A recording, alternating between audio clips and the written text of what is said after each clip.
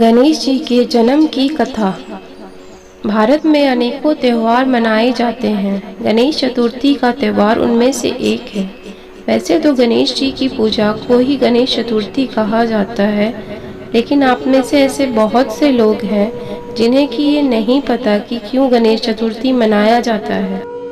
वैसे आपकी जानकारी के लिए बता दूं कि गणेश चतुर्थी भगवान गणेश जी के जन्मदिन के रूप में मनाई जाती है। अन्य देवी देवताओं की कहानी या कथा की तरह ही गणेश जी के जन्म की कहानी भी काफी रोचक और प्रेरणादायी है। चलिए आज उसी के विषय में विस्तार में जानते हैं। गणेश जी के जन्म की कथा। एक बार माता पार्वती स्नान करने जा रही थी।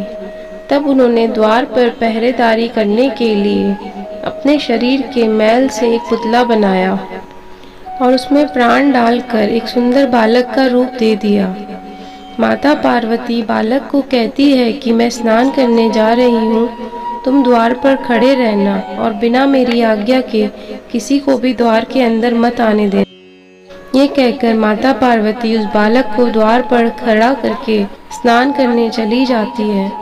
वह बालक द्वार पर पहरेदारी कर रहा होता है कि तभी वहाँ भगवान शंकर जी आ जाते हैं और जैसे ही अंदर जाने वाले होते हैं तो वह बालक उनको वहीं रोक देता है।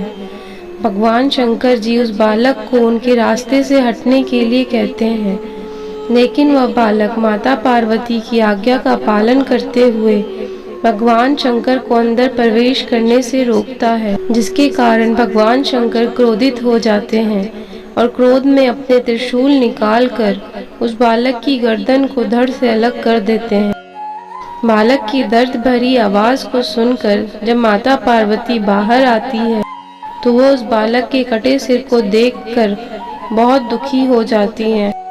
भगवान शंकर से कहती हैं कि वो उनके द्वारा बनाया गया बालक था जो उनकी आज्ञा का पालन कर रहा था, और माता पार्वती उनसे अपने पुत्र को पुनः जीवित करने के लिए बोलती है।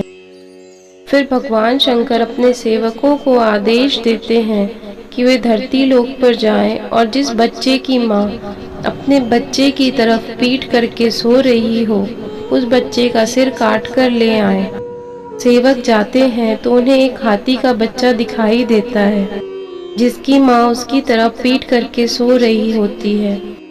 सेवक उस हाथी के बच्चे का सिर काट कर ले आते हैं। भगवान शंकर जी उस हाथी के सिर को उस बालक के सिर के स्थान पर लगाकर उसे पुनः जीवित कर देते हैं।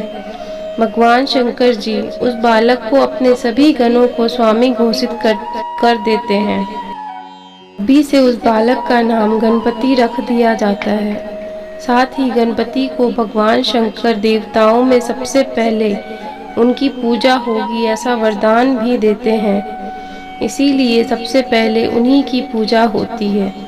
ऐसा माना जाता है कि उनकी पूजा के बिना कोई भी कार्य पूरा नहीं होता।